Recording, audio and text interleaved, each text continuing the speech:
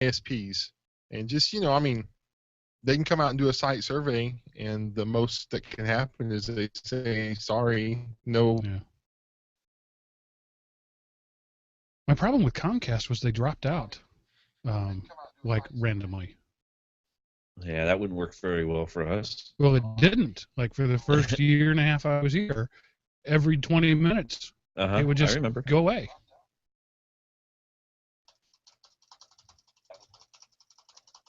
Wow, who's banging the keyboard in that clip? I was testing my SESLink. Okay. Let's see. I guess I should tell the chat room that we're on. If there's anybody in there. There's nobody in there. Just me. Okay. And whoever guessed 82 something is. Well, that's not nobody. Well, they just popped in before you did.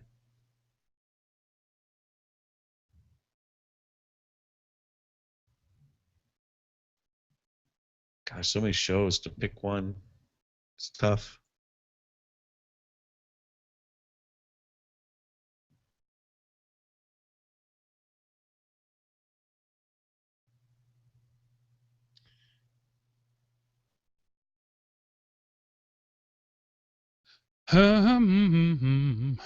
I've got a song in my heart. Is it like having a smile on your face too? I guess. Okay, just stop, Skype. Just stop trying to connect. I don't need that one anyway. And I actually sent myself an email that the Black Lag Linux was pretty good. So I haven't listened to that one in a very long time, but I used Black Lab Linux for a little while, but I'm way out of date on it. I need to go back and check it out again. But just the show was one, like, actually I sent it to EDL. That 143 was a good episode. So it's the only time I've ever sent that email out. So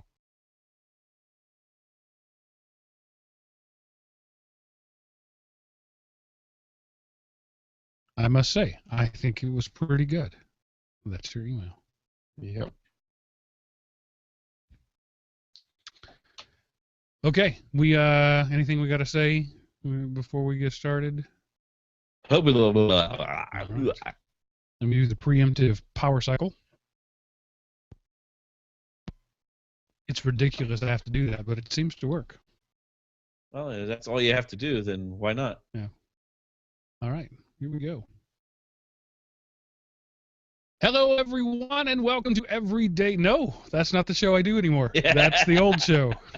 Whoops. Muscle memory dies hard. Let me tell you. Oh, that's a good name for a show title. All right, one more time. Hello, everyone, and welcome to GeekRant, episode 234, Institutionalized Ignorance, recorded April 24th, 2016, and brought to you by Element Opie Productions, elementopie.com. Welcome back, ladies and gentlemen, to the show where we get our geek on, let our geek flag fly, and we speak geek fluently. Just trying them all out to see what fits.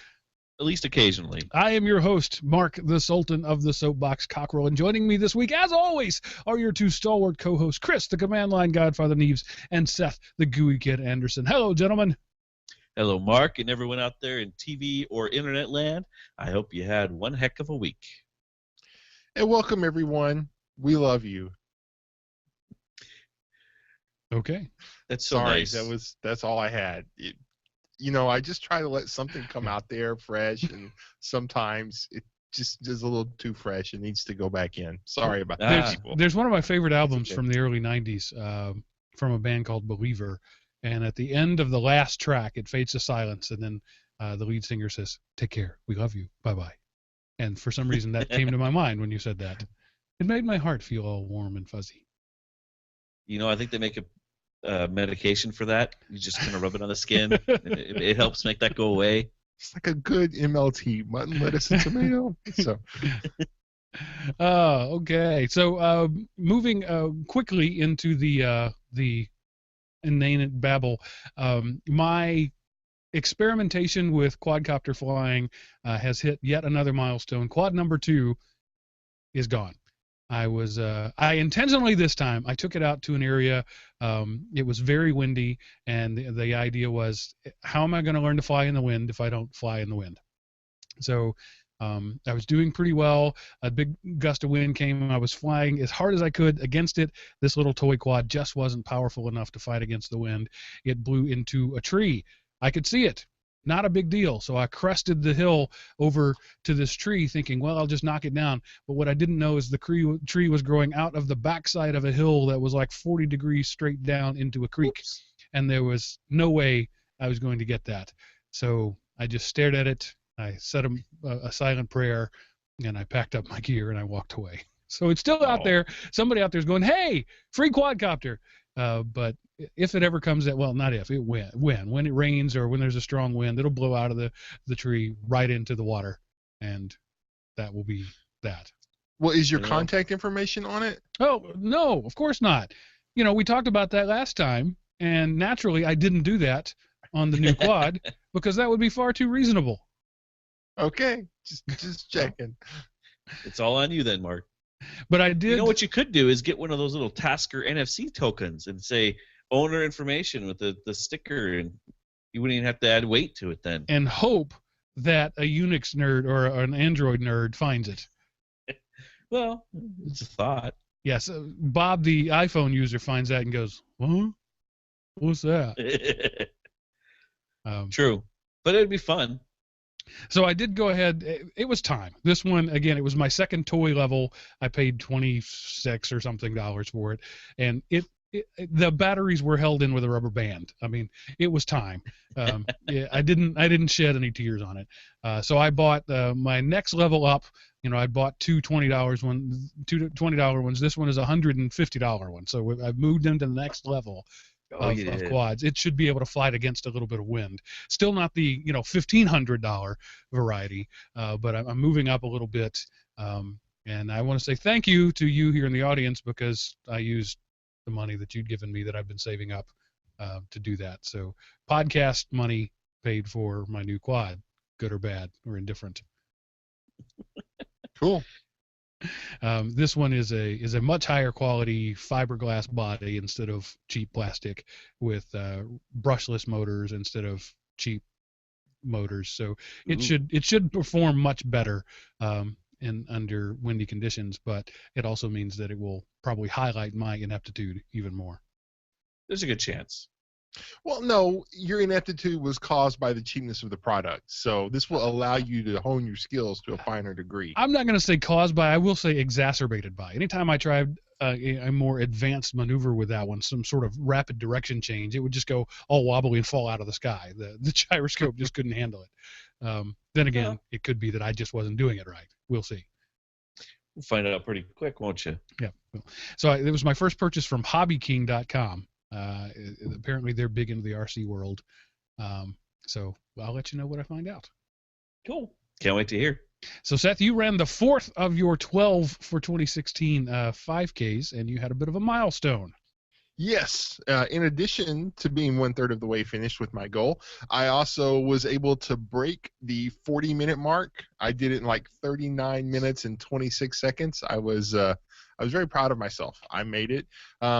I still walked some, but I ran, the thing is, I wonder, could I really have toughed it out, because I didn't walk that much and ran the whole thing, but I didn't make it under 40 minutes, and I got third in my age class, which I don't think there was many more than 3 people in my age class, but hey, I got a bronze medal out of it. So that's all right. That's all right. That's good. One of my favorite feathers in my cap is that I once finished third in a citywide chess tournament.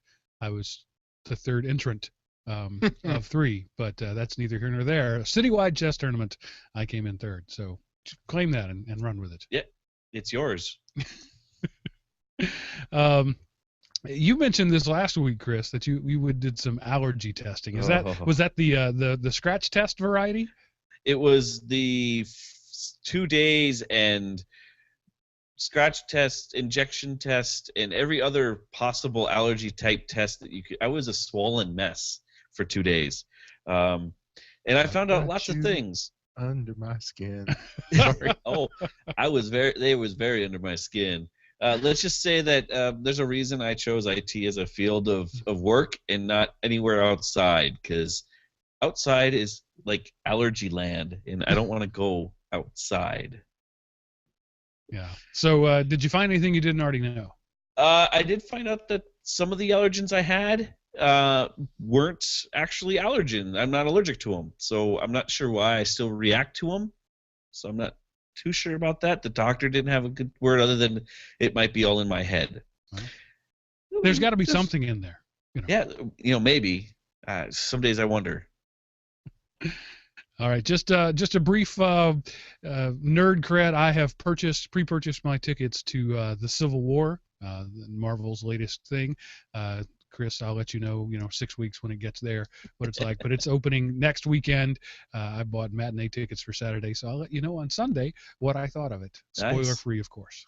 Of course. Thank you, sir. Have you seen Batman Superman yet? I haven't, and it's already gone from most of the theaters around here. I mean, it's like at 10:30 p.m. showing or something. So that's probably going to end up having to be a DVD for me.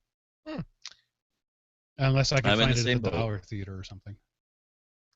Yeah, I went to try and find it this weekend, and not a single place up here had it playing anymore. So I'll have to catch it when it goes to Netflix or Amazon or something. Force Awakens was in the theater until like 12 minutes before it came out on DVD. Batman versus Superman made it about 3 weeks. That has to say something about the movie. Yeah, it kind of does. I mean, it only made $800 million, so right.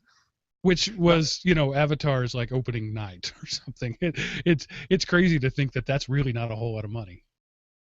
Yeah, with the price of tickets these days. I went to a mall just to take the kids, just to get them out of the house and go do something. We went to a mall that we hadn't been to, and just they had an AMC theater there. Oh great, we'll go see My Big Fat Greek Wedding 2. We loved the first one. It's a great cheesy family movie. And I go to buy my tickets, and it's pick your seat. I was very surprised by that. That's unusual. And so we picked the seats and went in there, and it was we stumbled into it. It was one of those places with the big recliner seats with the drink holder in each arm, and it was just the best theater experience that I've ever had. And it wasn't even their big theater. It was My Big Fat Greek Wedding 2. It wasn't in the same category as the big things that are out right now. But it was still, even one of their ancillary third level theaters was the best movie theater experience ever. So for me anyway. So it beats even like the Studio Movie Grill or the movie tavern that I like to go to. And when we left, my kids were like, every time we go to a movie, we have to come here. Like, well, I appreciate that, but it was $15 for a matinee per person, so I don't think I'm going to be doing this often. Ooh. Yeah, it was steep. Wow. That's a very steep. I think I would have walked away from that one. Well, it was one of those things that I was at the little kiosk and I had picked my seats and then I put my card in and then it told me how much it was. And at that point, I already had 4 girls behind me ready to go into the movie. So I couldn't very well say, "Oh no, sorry, Dad's a tightwad." Which he is. Maybe I wouldn't have done it then at that point, but that would have hurt. Yeah. So I have 5 people. $15. You do the math. Oh yeah. Movie going is expensive for me. Adds up quick. I'm close to you. It's only 4 for me. So. And then I quibble over this app that costs 93 cents. It's odd, the things that we'll spend money on, the things we want. And Seth, I got no way to lead you into this. Some traditions deserve to live. Yes, I waited until the night that my taxes were due to file them, even though I knew I was getting back money. But why do your taxes in January when you can wait till this year was April the 18th?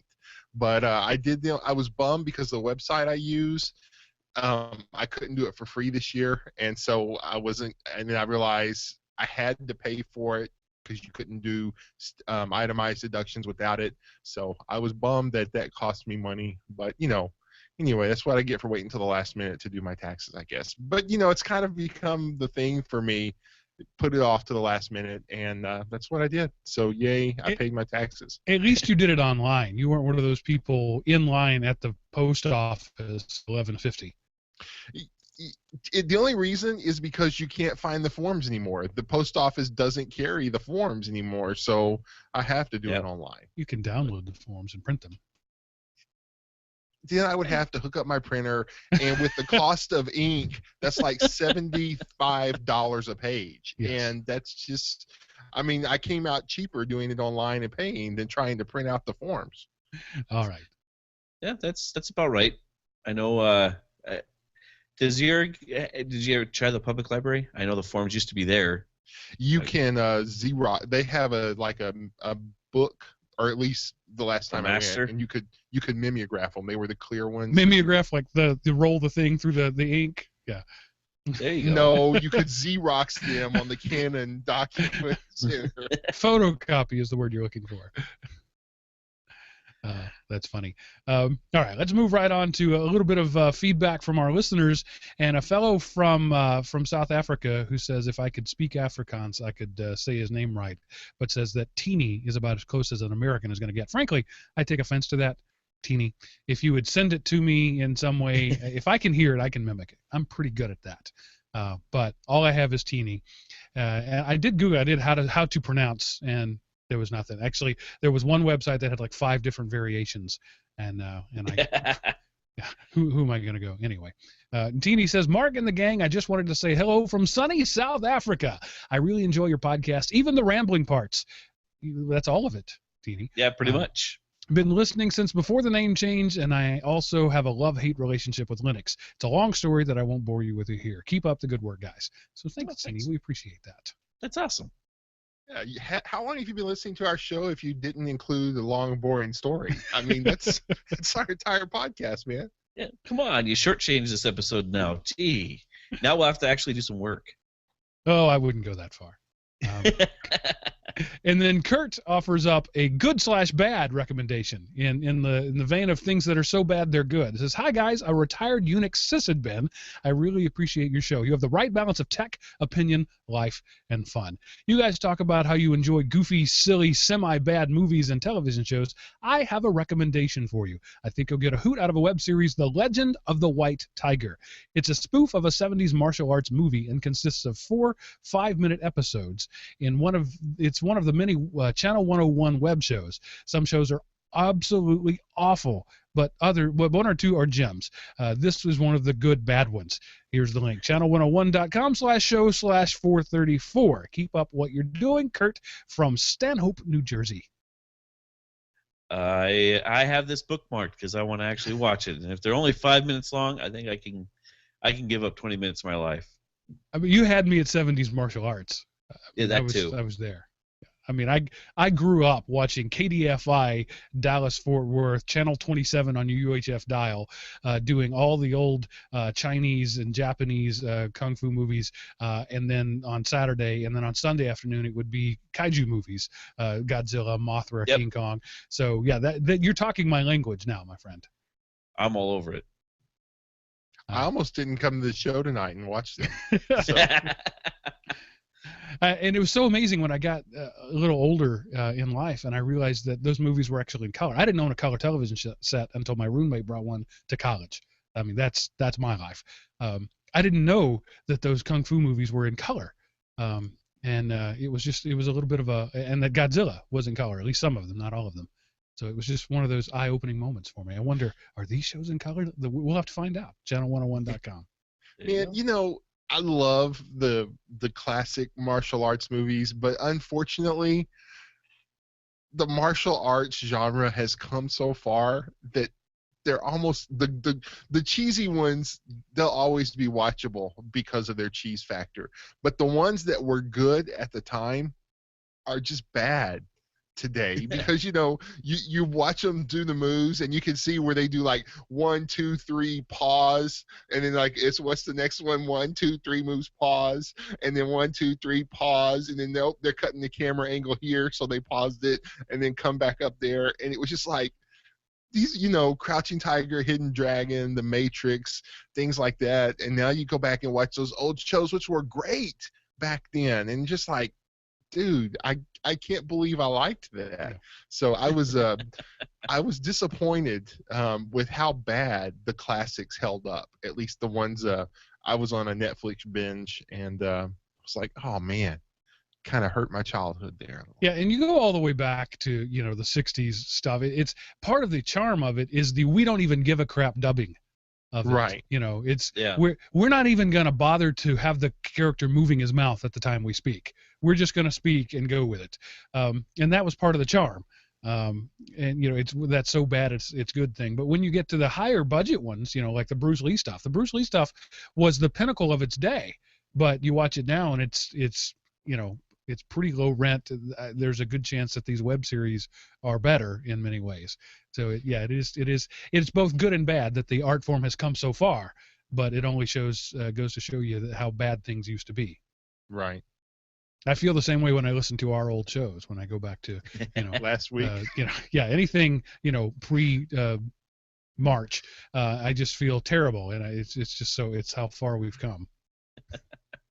Well, and it's amazing how far, even in like some of the old music, if you go back to some of the music and you listen to it, you're like, hey, that was really good back then. Do you guys have music like that? Where you go back and you re-listen to something that you bought, 10 years ago, and you're like, why did I spend money for this? No, not me. I generally still, my musical tastes are pretty well stuck there. So, I don't have that experience. Yeah, I have a couple. Yeah. It's like, really? But it has been when I find an old show on Netflix and say, "Oh, kids, watch this. This was amazing." Oh, never mind. Never mind everything I just said about how good this used to be. Yeah, it was amazing, kids. Trust me. MacGyver is a great example. I still love MacGyver, but only for the nostalgia factor, and just couldn't make my kids enjoy it. And I don't blame them for it. It was terrible. They did, however, we're currently binge watching Quantum Leap. And they're all into that. So some of the stuff stands up. Quantum Leap. That was a good one. It was. That was a good one. I love that show. Now I'm gonna have to go back and watch it. Gee, thanks, Mark. You're welcome. It's good stuff. Still stands up. I mean, it was part of what I loved about it was it was so bad even then. In a lot of ways, the cheesy costumes and that sort of stuff. Mm-hmm. It just reeked of '80s, even in the '90s. So it still holds up in that everything's out of place. Today you look at it in like the '50s sets where he's back in the '50s looks out of place, as well as the futuristic sets look out of place because they look as dated as the '50s. So, but anyway, a good story and good acting always wins. Yeah. Okay, that's all we're going to talk about in terms of Inane Babble. We've got some news that we'll probably ignore, but first, we're going to do just a whole a news thing, and this is something that's been talked about on every other podcast, probably better. So go listen to those first, and we're going to talk about the current state California Senate bill. So being from Texas, Georgia, and Montana. None of us This is actually U.S. Senate. I'm sorry. It is. I'm sorry. I was mistaken. There's 2 California senators, but it's the U.S. Senate. Right? Okay. So this is it's 2 California senators putting this out. Dianne Feinstein is the big name on it. And right now it's it's out of draft. The articles that we point to talk about it being in draft status, but it's actually out of draft this week, and it's going to. There's a good chance it's not going to get out of committee. There are a lot of people who are already saying that they're going to fight against it, including President Obama, who says he won't sign it. But why I wanted to talk about it is because I think it's a great example of what the show title is: institutionalized ignorance. I'm not blaming these senators for not knowing their technology. I'm truly not. That's not their job. They don't have to know technology. But when ignorance becomes the law, is when bad things happen. So Dianne Feinstein and Richard Burr are pushing to have this bill, and so we're just going to talk about it. We've got a couple of links in the notes.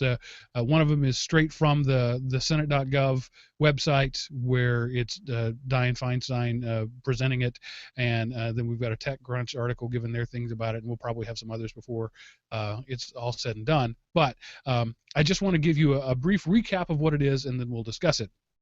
So the simple 50,000-foot view of it is this bill would require anybody who sells a hardware or software solution of any kind or anybody who possesses hardware or software of any kind. So pretty much everybody on the planet at this point. So it's vendors, it's middleware providers, it's common carriers. This includes the cable companies, the telecom companies, and the end user. At any point, if any of those people are handed a legal writ from the government, they must decrypt data. And the words they use is provide an intelligible form of the data, because encrypted it's unintelligible. So at any point, anybody given a government subpoena must give unencrypted data when asked. On the surface, that seems pretty reasonable. If you're ignorant, and I don't mean that to be an insult. Please understand, I'm using ignorant in the true sense of the term as uneducated, not knowledgeable. If you're ignorant about how encryption works, that sounds perfectly reasonable. If through the proper due process of law, somebody is given a legal writ from the government that says, we demand you give us unencrypted data, you must do so. That's what this law says in its purest form. That makes sense until you understand that being able to comply with this law completely breaks encryption at its fundamental core. Mm-hmm. What do you guys have to think about that, Seth? Well, no, I totally agree with you. And of course they couch it in we've got to be able to find terrorists who want to kill Americans, and it's for the children, and you're a commie if you don't like it. All the standard internet buzzwords are in there, but I totally agree, because if I sell you this door, if I sell you a house and I say, here's the only set of keys to the front door, but there's another door in the house that you can't find, and you got to trust me that I'm never going to let anyone else use this key to come in that door unless they're supposed to. The problem is you either have to have 100,000 passwords that are one-time use somehow, because once that password gets used one time, whoever entered it knows that password, and then that password will get out. You can't update the software very easily, and then you've lost it. Then it becomes the same thing as having no security. And the fact that they say, you can tell they don't know what they're talking about, because she talks about how we've got to build good security, and that's, basically you're entitled to good security because you're an American citizen, blah, blah, blah, but there has to be a way for people to get around it. I'm like, well, you're entitled to good security, but this law bars you from having it, is what this law says. I totally agree with you. Somebody who doesn't know thinks this is a very good article, probably. Right. And the funny thing is, when you read it, or when you hear the title that you just said, Seth, it immediately, for anybody who knows what encryption's for, and the whole thought that here's your security and your encryption and all that, but we're going to have a way to get around it, is an oxymoron. There's no such thing. So I just can't believe that this is even. I mean, I can understand why the politicians don't understand what this is. It's not their job to know what this is. It's the people under them. But even they don't have a clue if they let something like this through. So I'm going to read from you from the discussion draft, page 7, starting with line 12. It describes the covered entity. Says the term covered entity means a device manufacturer, a software manufacturer, an electronic communication service, a remote computing service, a provider of wire or electronic communication service, a provider of remote computing service, or any person who provides a product or method to facilitate a communication or the processing of storage of data. So pretty much anybody. If anybody who sells you, so that's everybody. I misspoke and said that includes the owner of the device. That's actually the only person not included. What's the word I'm looking for? Excluded. That's the word from the covered entity. So this law doesn't actually affect me as the person who holds the phone. Unless you developed your own encryption software, right? Then it would include you. Yeah. Or if you installed encryption software on it, that would include you too then, because you're the one who did it. Well, it's not the service. Okay, so that could be argued, the service provider. But what that means now is that the device, assuming I'm talking about a phone, it could be anything, but I'm just going to use my phone as an example. My Motorola phone. Motorola needs to have a key to unencrypt my data. AT&T needs to have a key to unencrypt my data.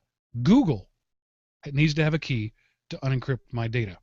The Google AOSP project, that open source project, needs to have a key to unencrypt my data. The manufacturer of the SIM card, I don't even know who it is, that's in my phone, that Motorola bought, needs to have a key to unencrypt my data. That's all the people that need to have a key in order to comply with this law. Holy crap. Yeah. And the funny thing is, how many of those companies are not even United States companies? So you're putting a burden upon foreign entities, which we know is not going to work, because all the guys who care are going to buy their phones from 1+1 who are not going to be forced into this. I mean, well, that's a neat thing. Only if your service provider isn't in the country. Yeah, that too. So you'd have to have a service provider not in the country, made by a handset manufacturer not in the country, using all components not manufactured in the country, and using software not housed, whose main entity is not housed anywhere in the country. Mm-hmm. But if they do business anywhere in the country, that's true. Then they would be, it would get them. And, unless the goal of this article is to make America a second-class economy, people are going to want to be here because we still, for at least another couple of days, have the biggest economy in the world. But bills like this are well on their way to killing it. So I don't know. Maybe that's the goal. Maybe they're tired of our prosperity. There's a good political theory, conspiracy theory for you today. So I'm gonna break this down. Read again, starting with line 12 on page 7. Covered entity. The term covered entity means a device manufacturer. Again, talking about my phone, Motorola. An electronic communication service. All right, so that's AT&T, who I get my mobile broadband from.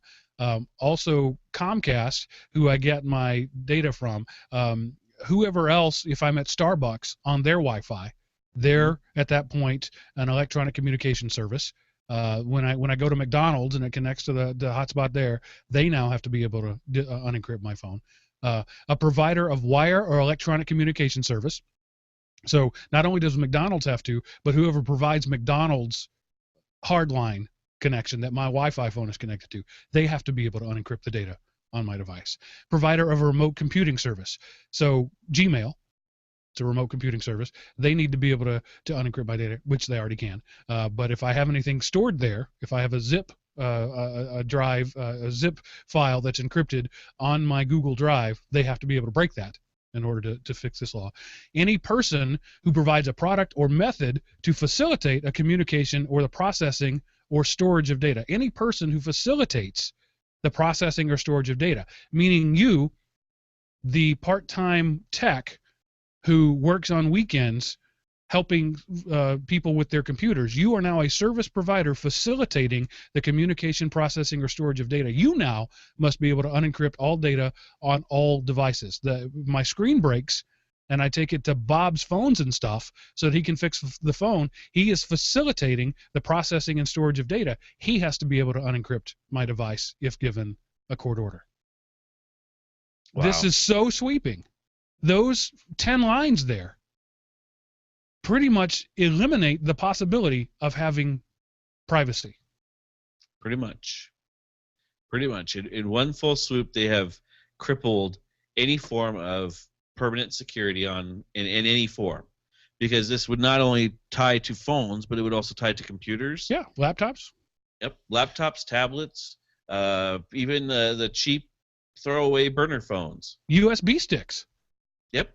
My PNY USB stick that I carry with PNY, if given a court order, has to be able to unencrypt my USB stick.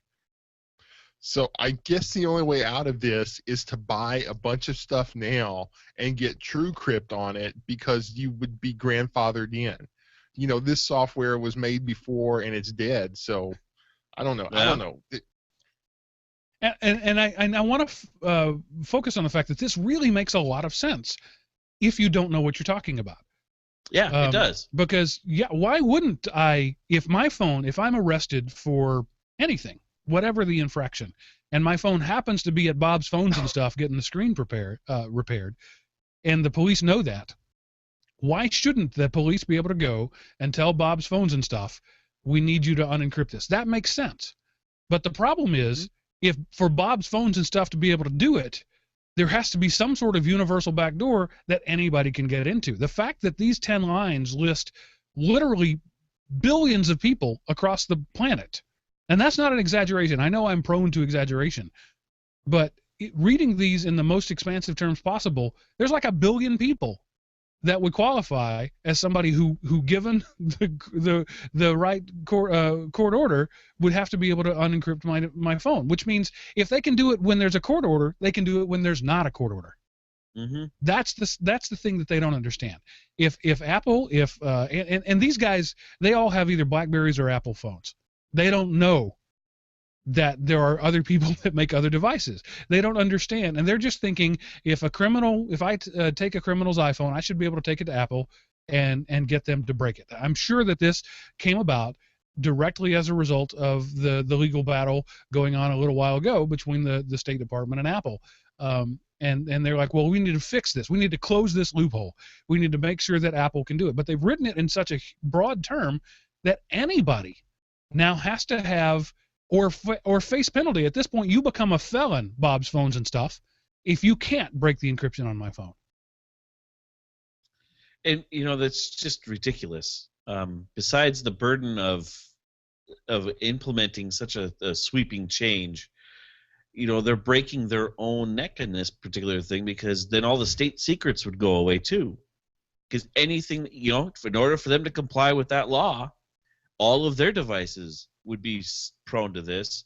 And not to say that it wouldn't happen, but could you imagine if this law did go into place, what would happen if, say, the terrorists got the key? Oh, forget about it. Game over.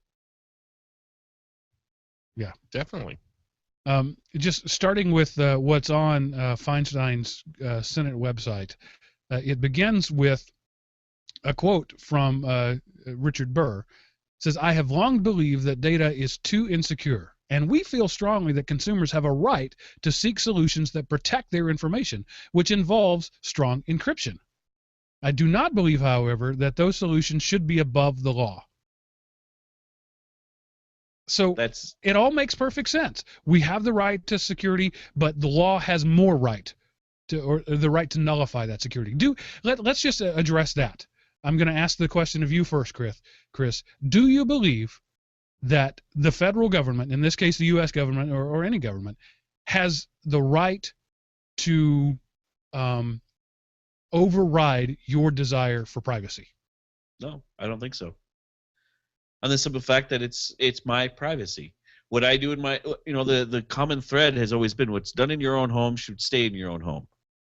That's been a common thing that everyone has stouted for the years and years and years. Why is it now changing? Just because it's going from a physical thing in your house to a portable thing in your hand. Okay. Seth, same question. I plead the fifth. Okay. So, I think that privacy has to trump the law because of the Fifth Amendment to the Constitution. It's built into the law that privacy, currently the law says the government cannot compel you to give a passcode, but they can compel you to give a fingerprint. So, because if you give a passcode, then you have incriminated yourself. If I've got plans how to nuke the entire world except Texas, and giving you the passcode proves those plans, then I have the right to plead the fifth. So, or if I just have downloaded every cat video off of YouTube and stored it on a flash drive, I have the right to plead the fifth and not allow you to see that. And then it would be up to you to figure out a way around the security, hence the backdoor or quote-unquote golden key, which is another name for backdoor, just like fee is another name for tax. But it comes down to, I have the right to not incriminate myself. And if I choose to encrypt my data, then I have the right to privacy that I have to voluntarily give up. And thus, in our law, the Constitution was written to guarantee that privacy trumps the law. Okay. You're both wrong, and let me tell you why. First off, let me apologize for the hiss that you're hearing. That is a shower being run above me, and that's the downsides of being in a basement there with pipes running over your head. So, Chris, to use your example, what goes on in your home stays in your home. Well, if what goes on in your home is murdering people, that you don't have a right to keep that in your home. And we have a mechanism in place for that. It's called the search warrant. The search warrant is, I trump your privacy. I, the government, with this piece of paper, with this writ from the judge, trump your right to privacy. I'm coming in. That is in law. That is the law of the land, has been for 200 years. And personally, I'm okay with that. I think that's perfectly appropriate. Seth, your Fifth Amendment thing, while inspired, doesn't apply here, because the only people exempt from this law, this act that they're calling the Compliance with Court Orders Act of 2016, is the individual. So you're not self-incriminating. They want to be able to give a search warrant to one of these third parties. So that's their way around that. The Fifth Amendment doesn't apply because you're not self-incriminating. Somebody else is responding to a search warrant. All that that Dianne Feinstein wants out of this is a digital search warrant. It's perfectly reasonable and logical. What it isn't, however, is possible. And that's what they don't understand. You cannot have a digital search warrant and have encryption. And this opening sentence, I have long believed that data is too insecure. And I feel strongly that consumers have a right to seek solutions that protect their information, which involves strong encryption. I do not believe, however, that those solutions should be above the law. That is a complete ignorance and lack of understanding that the first part of that statement and the second part of that statement completely counteract one another. I believe that people have the right to privacy unless I give them a search warrant, is what they said there. I believe that there should be a search warrant, and that the search warrant should extend to digital data. But you can't. It's not possible, because the way encryption works is that if anybody can, and if anybody but you, Seth, to use your argument, can decrypt the phone, there is no such thing as encryption. It's just not encryption if anybody but you can decrypt it. And that's where, Seth, you're right, the Fifth Amendment comes in, the right to not be I've lost it, the term for it, the protection from self-incrimination is what the Fifth Amendment is. So, but the way this, or go ahead, finish. Well, just for those who, for our friend in South Africa that doesn't know what the Fifth Amendment says, it says that U.S. citizens are protected from self-incrimination. They cannot be forced by a law by a legal agency or government action or anybody to incriminate themselves. They cannot be forced to give a confession they don't want to give. They cannot be forced to answer any question they don't want to answer. And the way the response to that is, I plead the Fifth Amendment. I invoke my right not to self-incriminate. I will not answer that question because doing so would incriminate me. That is a right since the beginning, since a couple of hundred years ago when the Bill of Rights was put into place, that we as Americans believe are important. Other countries don't have that. There's no such thing as a right to not self-incriminate. We in America, we believe that pretty strongly, unless the incrimination happens to be stuff on a phone, and then we don't think it applies. All right, so Seth, you were saying. Okay. According to the way this is written, if I developed encryption software myself and I encrypted the phone to protect my data, I have to supply them with a key. That's a good point. So, in effect, they have violated my right to the Fifth Amendment. Yeah, that's definitely an edge case there, and you could certainly make that argument. And you could say, to expand that a little on, if you have contributed in any way to any of the open source code that's on your phone, including correcting the spelling on a documentation, you now apply for protection under the Fifth Amendment using Seth's argument. I like it, Seth. I'm going to start. I'm going to start making commits to OpenSSL right now. I'm just going to give $1 via PayPal. I'm going to donate once. There you go. Yeah. Which we already have, by the way, and we did it using your funds. So if any of you have ever supported Element OP Productions, we have given money to the OpenSSL Foundation, so you're covered. You are, and in fact, a developer of that software. At least in a form. Yeah. So there you. I mean, again, you know, and the thing I don't like about this is going to be like SOPA. You know, there was a huge outrage. No, we're turning the internet black, blah, blah, blah. So we killed it. Well, we're going to change the name and reintroduce the exact same thing. And, oh, come on, guys, don't do that. Okay, fine, we'll change the name again and reintroduce the exact same thing. Nobody says anything. Right. And it's now the law of the land. Yeah, because idiots are in charge. And idiots put them in charge. So, you know, we're getting what we deserve. So, now, having said all of that, let's be constructive. How do we help? I am a strong supporter of law enforcement. Seth, I know that you are. You were a junior explorer. You rode around with police officers, literally helped them do their job, learned about it. Chris, I know you well enough to know that you support the boys in blue. We want to help law enforcement. How can we do that? How can we help law enforcement without breaking fundamental encryption? Any ideas? Anyone? No, because the math is too strong. Mm-hmm. You know, there's nothing we can do. The genie's out of the bottle. I got nothing. I don't know. I mean, you know, hypothetically, yes, the government should have a way to do it, but practicality says if they can, you know, it's like if you have a company and every one of your email addresses start with company name _ something, then all you've done is wasted space because that doesn't help the sorting. You know, I'm going to have a company and I'm going to call it the best burger ever, and my help desk email address is going to be the best burger ever _ help desk. My VP of sales is going to be best burger score ever _ VP of sales. Then I've negated that, and I had a point and it went out the window, and I don't know what it was. I was wondering where you were going with that.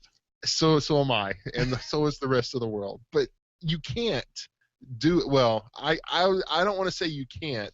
I don't know how you could do it. I don't think it's physically possible, you know, honestly, because of the fact that the math is out. It's been proven. We would have to find a way to make the math allow it, and I don't think there's a way to do it. But I don't know math well enough to do it. Well, even if you do, you have now fundamentally invalidated encryption as it is. Yep. Because somebody else will figure out that special key that will unlock the package. Yeah. Quick, name a government that has not had any sort of data breach. Okay. Name a company that has never had any sort of data breach. Again, I can't think of any because I don't think there is any. You know, I think every company and every government has had some form of a data breach, be it online or in person. Because how many times did we hear about dead drops and spy movies and all that stuff? A lot of that stuff is fake, but there's a lot of it that's truth. So, and even if we figured out some way of, okay, the keys will be delivered to this address, and it's going to be under lock and key, and there's going to be a closed circuit camera on the door that the entire world can have access to, or whatever, you know, then the guy goes in there to do it legally, has been paid by some crime boss to have a camera in his contact lens, and then he captures the key, and then it's out of the box. So even if you can, from a ones and zeros binary point, do it, it is impossible to do it from a human standpoint because humanity is still the weakest link in security. So the way to do it is we need to develop AI. AI could do it. So let's develop AI and put them in charge of encryption. Make sure we give them guns, too, while we're at it. Yeah, might as well. At that point, you might as well. I'll just pull this out of the air and say, why don't we call it Skynet? Because it will be there to watch over us.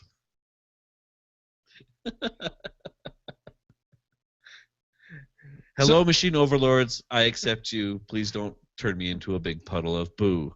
Remember, I suggested you. Let me live. So the way, and the part of the problem with this is I consider myself a fairly articulate communicator. I can generally take a complex concept and break it down in a way that is simplified but understandable. I cannot in this scenario because there are no analogs. There's nothing that is like what encryption is. It is unique unto itself, and you either understand it or you don't. And I don't pretend to understand all of it, but I understand the basic precepts of it. And so you can't say that this law is like saying there's a safe that everybody can have a key to, because that's not at all what it is. Yeah, no, I was just saying it's close to like the safety deposit box idea where the bank has a key and you have a key, but that only works for one transaction because then the key disappears. And that isn't even very good. Right. No. My head hurts. And so, again, I just want to say I understand the concept of wanting a digital search warrant. I get that. I do. I really, really do. But... And we kind of really want you to have that type of idea, but not at this point of sacrificing our privacy. And if it weren't for that pesky Fifth Amendment that Seth hid behind, this wouldn't be an issue, because you just compel the person to give their password under penalty of punishment. You know, if you don't give me your password, you're going to go to solitary confinement for 50 years. Okay, I think I'll give you my password. But we can't do that because it's literally part of our Constitution. That's what an amendment is. We have amended the Constitution to say that this is part of the founding document of our country, that you cannot be required to do that. So this is some way to try to get around to get a digital search warrant that doesn't impinge upon the Fifth Amendment protection. But the only way to do that is to completely destroy encryption, which, frankly, I'm not really all that worried about. Just come out and call it what it is. We want to say there's no such thing as encryption. We want to say there's no such thing as privacy, right, or the illusion of privacy. And I would be, of course, I would not vote for that, because I believe privacy has its place. For example, government aside, when I am transacting with my bank, that is a private transaction. Nobody else needs to have access to my funds or to even have knowledge of it. If I spent, $50 on jelly donuts, that's nobody's business but the banker and the donut maker, because those are those people who I have chosen to have that relationship with.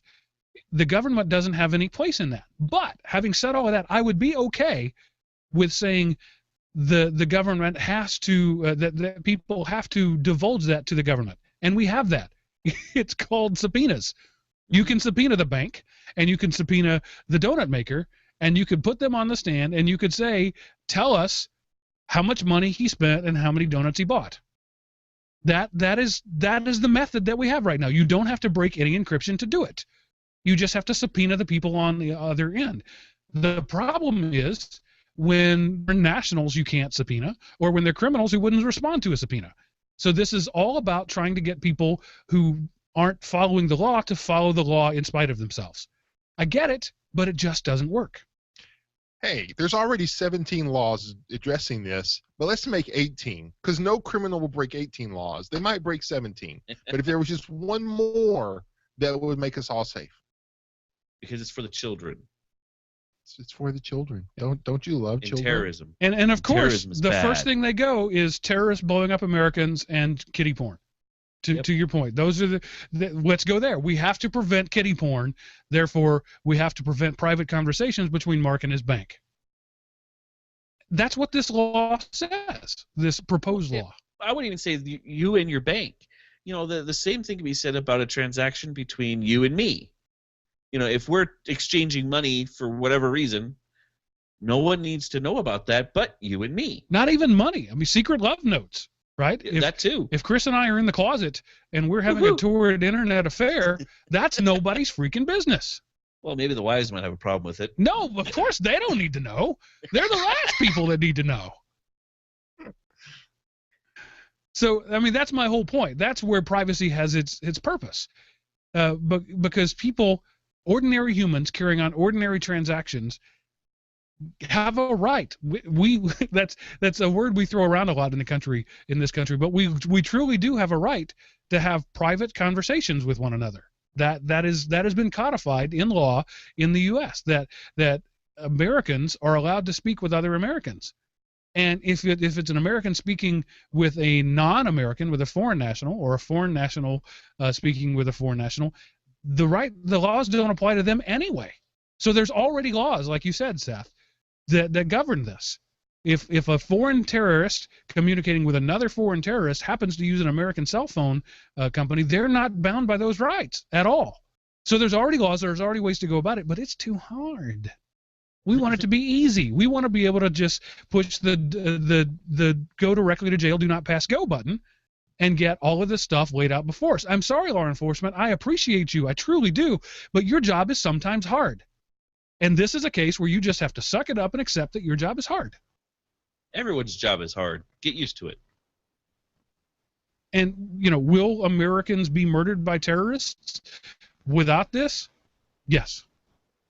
Will Americans be murdered with terrorists with this? Yes. Yes. If it passes, it's not going to change. I'm not going to say it's not going to change anything. It's not going to eliminate.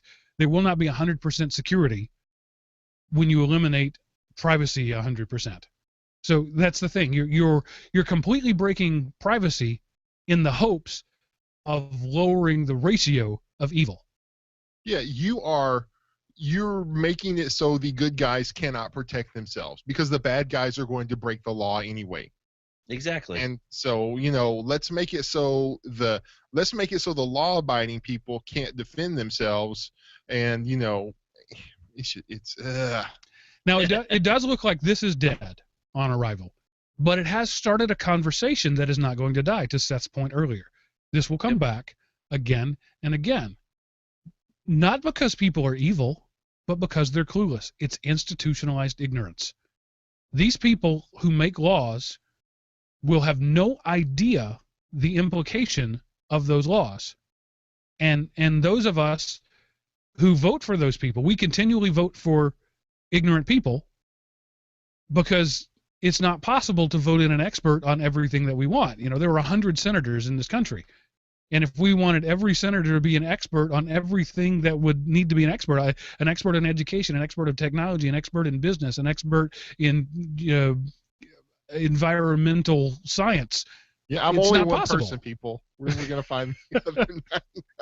Well, that was the idea for the cabinet, right? Or not just the cabinet, but the congressman's advisors, is that right. He's supposed to farm that off to everybody underneath him, and then the smarts come up when he requests it. But the fact that this thing is coming out of committee clearly indicates that's not happening. Exactly. That means a whole bunch of people looked at this and said, well, it makes sense to me. Mm-hmm. And again, it goes back to let's do this rough draft, people. Let's just brainstorm. And then it gets to the end. And, okay, who has a problem with this? The one guy who says, hello, let me tell you why this is, technically impossible. And then he's looking for a job the next day. Bureaucracy, it's institutionalized incompetence. It's exactly, that feeds itself. That it will sit there and feed the incompetence because they don't want to step on toes, and they don't want to lose their jobs. That's the other side that comes up, is the people that do speak up constantly are the ones that usually get hit on the head and out the door they go. Yeah. There was a TV show that I really enjoyed called The Unit, my kind of TV. I liked it, not for everyone, but it involved a covert military group, and of course the wives are there at home while the husbands are off at war, and they're having problems because they can't make ends meet on their enlisted person's salary, and so the general's wife, who's in charge of the home group, she has no clue because they make a lot of money until she got voted out of her little office. Then she realized there was a problem. And so it's like these people are clueless. Dianne Feinstein, I'm sure she's a very intelligent person, probably has a very high IQ. But when it comes to this bill proves she's clueless. She doesn't know what she's talking about. Richard Burr, same way. This bill proves he doesn't know what he's talking about in this area. Either that or he's trying to do a snow job. So, I'm going to vote he's incompetent in this area because I don't want to, I would hope the other one isn't the case. But he doesn't know what he's talking about, and we need people to stand up and say, you don't know what you're talking about. And pretty much. let's say this passes. Again, I don't think it will, but I think it's going to come back. This would be really smart people would have to figure out how to even implement this. I don't know how you would do it. I don't know how each of those people along that step has a unique and singular access to encrypted data. That math doesn't work, Chris. It's not. It doesn't work that way. There's no way to do that. So it would be an unenforceable, unimplementable law so that you could not have encryption. And that's what they're not understanding. They're saying we just need to be able to break the encryption when it's appropriate. That makes so much sense, except that it just doesn't work that way. It's like saying we just need water to be dry and fire to be cold. That's all we're asking for. We just need dry water. Why won't you give us dry water? That sounds about like what they're asking for, because I don't think it's even. Besides, I mean, it's just not possible. I don't see how it would be financially even possible if by forcing a company to do this, that the code they would have to come up with would be immense just to try and figure out a way to do like a rotating Google thumb key, where there's a random number generator somewhere that the CEO has that automatically will undo something, but that to have something like that set up would just be, for every company in the planet, is just unreasonable. Well, so the way it would work out is there would be some centralized institution, most likely governmental, that would have the golden key, and they would sell access to the golden key to Bob's Phones and stuff.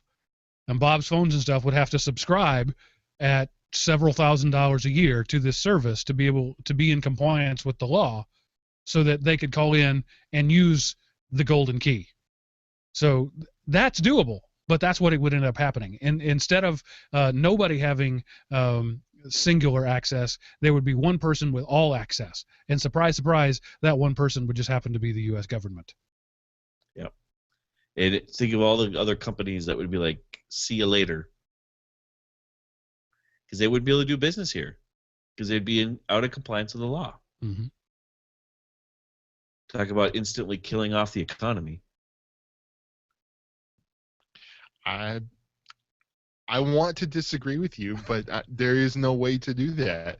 I mean, and here's the other part: you're allowed to charge for the implementation of this. Right. So not only do you pay a monthly subscription fee because we don't sell software anymore, we lease it, you are also charged a monthly be able to break the encryption key on demand. We won't call it that. We'll call it something like Universal Service Fund, and it will just be tacked onto everything you buy, hardware or software. There's a 10% UFC tax. It's going to make crap a lot more expensive, and it's going to make crap crappier. We already have crappy crap. We're going to have crappier crappy crap that costs us more money. So, hey, do me a favor. Say crap. Crap. Okay, good.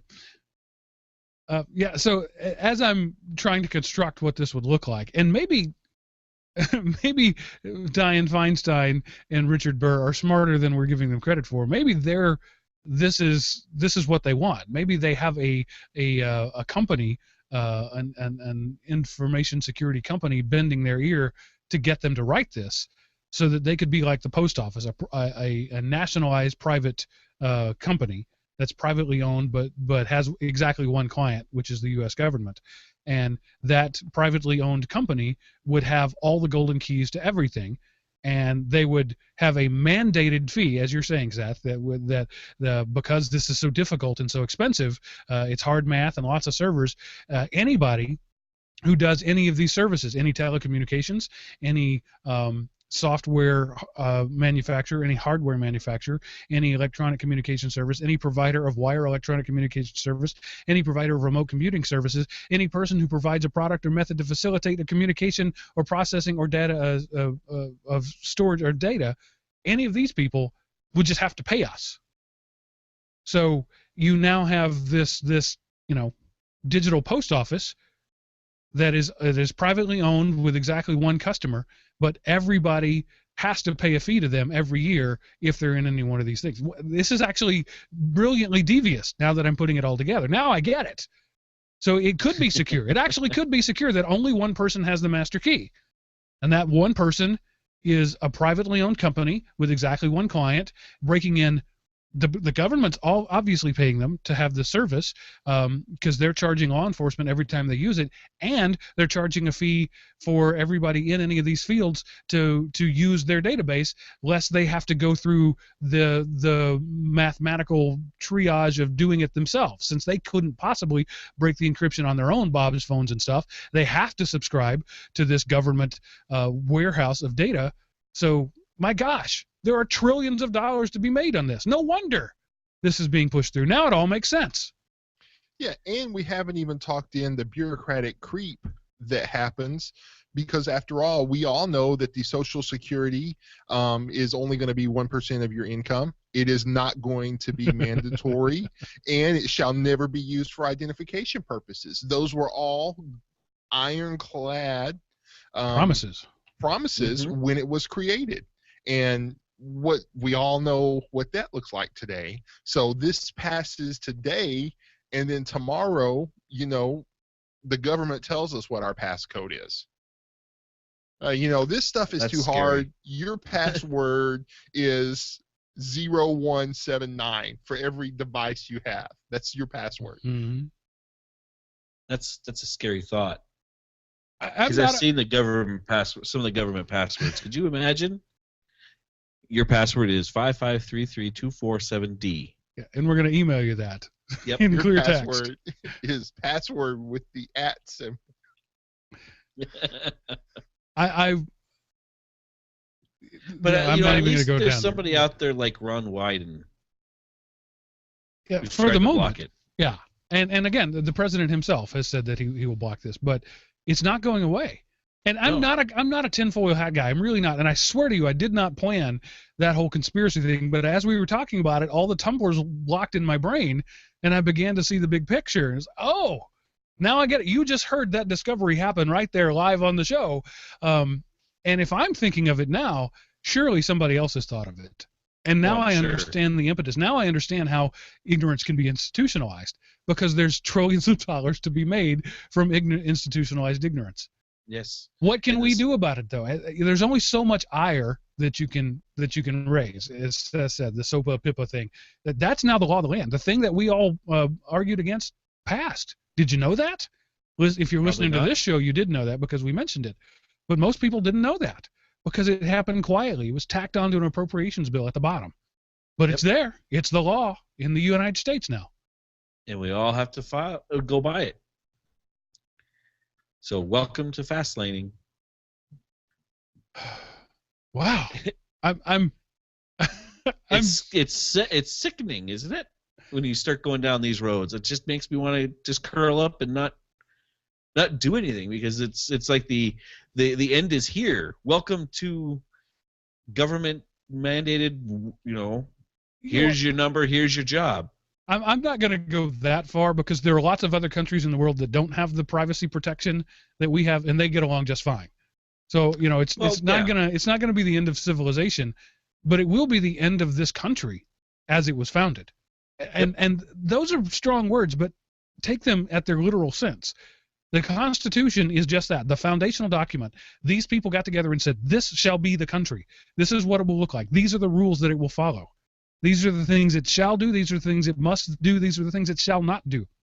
They wrote it all down. They formed a country based on this document. And we are fundamentally breaking at least two tenets of that document if this passes, when this passes in a due form. We are fundamentally changing the nature of our country. We are destroying what was and creating what is new. Maybe that's appropriate. Maybe you think that's the right thing to do. I'm not even going to argue that point. You need to understand that is what's happening, though. Some would say it's already happened. Yes. Well, it has in many ways. Yes. Wow.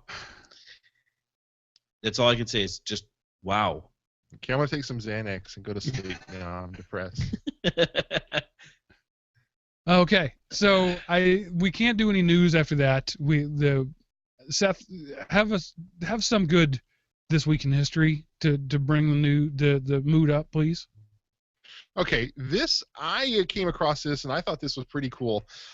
April the 22nd, 1592. We're going way back in history.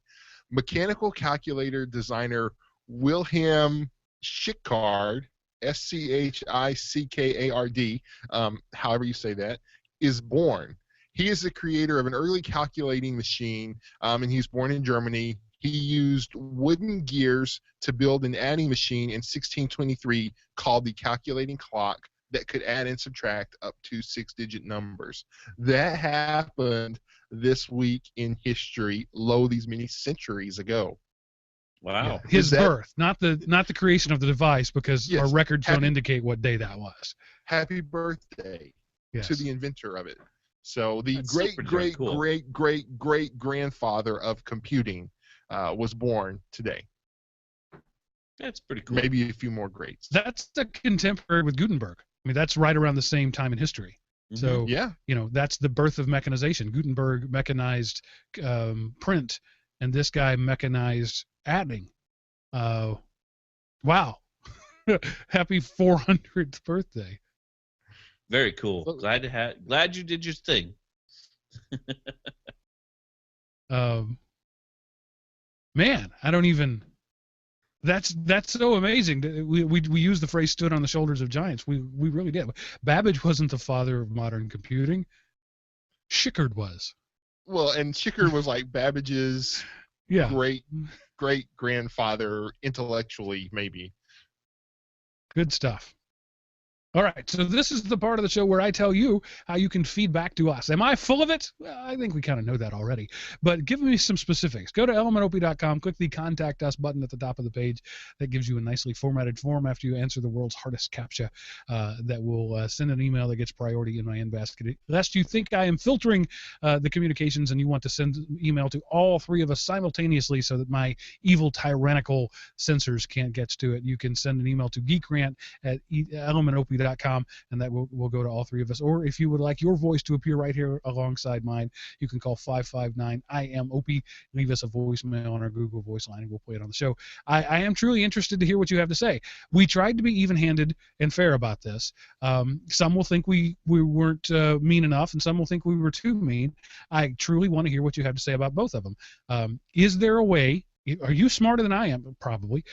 But do you know a way to have a digital search warrant that protects safety? Let us know. Let the world know. We're all waiting. Yeah, no kidding. That'd be $1 million idea if you did. $1 million in a week. Or do you have the company we can buy into on the ground floor? There Either one of those will work. I like it. So let us know. This was news today. It was one news show, but if there's other stuff that you'd like us to talk about, let us know. Again, as I've said so many times, this is listener programmed radio or podcasting. Tell us what you think, and there's a good chance we'll talk about it. I think I'm just going to leave it at that, except for, of course, we have to have Seth's show closing spectacular. Seth, take us out on a high note. All right. I wish I had like reverb or something on my voice. Press the space bar 2000. That is the website. The link is in the show notes, Zim-co, whatever. Press start and then choose your time duration and click that space bar, baby. See what you can do. Okay. Select the time frame, 5, 10, or 20 seconds. Countdown starts upon pressing the spacebar for the first time. See how many times you can hit the spacebar in the time you've selected. Did 5 seconds, and my best so far has been 37. 37 times in a second. 5 seconds. Click 5 to seconds, see your score. I just got 36. My first try. I think I'd be at an advantage because my keyboard has 2 space bars. It could be. 38, and I was doing the two finger alternating, da-da-da-da-da-da-da, and that's how I got 38. I can only do 32, 33 with one finger only. So there you go. That will lower your productivity at work and make me seem like a better hire. It truly will. Now, everybody's going to be, what's your best? I remember one time, my first official like professional job, I was doing income taxes for H&R Block, and me and the other guy were sitting in the office. It was early in the tax season, so nobody came in, and we would go to the command prompt, and we would type in the word time, and then we would hit enter, and see how fast, see the difference in time to see who could do it the quickest. And so we were in there, because you type out the word time, and then when you hit enter, it displays again. So you get ready, and then you do enter, and then just as fast as you can, and see the prompt, and who could do it fastest. And because literally, this is back before stuff was really computer anonymized, and so nobody got their W-2s till the end of the month. And so whenever the office opened on January 2nd, nobody's in there. So there's only a couple of people in there because you couldn't have just one person. And what are you going to do? That's if only press the spacebar 2000 had been around back then. No kidding. All right. That's it. I'm calling it time of death, 8:53 p.m. Eastern Standard Time. Thanks for hanging out with us, folks. We look forward to seeing you next week. That ends it for this episode of the GeekRant. Toodaloo. Later. Toodles. And stop. And I forgot to hit record, so sorry. Oh, crap. Really? Yes. Sorry. I didn't realize I went to pull up my audio. I was like, it's not going, and then I never hit start. And that was about 15 minutes left in the show, so I figured at that point there's no sense worrying about it. All right, ain't no thing. I got it here on the Skypes. And yeah, I don't remember any hiccups or burps or anything, so I think you'll be all right. Yeah, I didn't do any burping either. So. Well, see, that time would have been better if I'd used the Skype audio.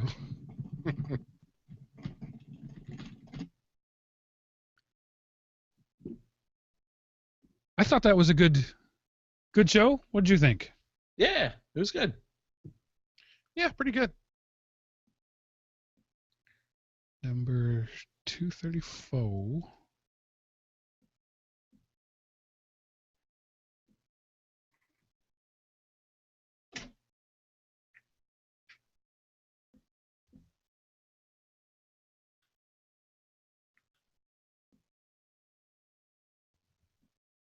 So do we want to go back and do these news links here for a short show? Or what? I'm good either way. So whatever y'all want to do. Chris? I'm good for it. For time. You good for time? Yeah, we could do a little bit. Okay. I will... I'm going to stop the broadcast. Live viewer, you're just going to have to wait until later. It's a secret. Shh. We'll see you next time.